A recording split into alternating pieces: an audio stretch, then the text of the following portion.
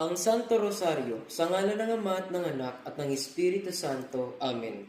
Sumasampalataya ako sa Diyos Amang makapangyarihan sa lahat, na may gawa ng langit at lupa. Sumasampalataya ako kay Jesucristo, iisang anak ng Diyos, Panginoon nating lahat.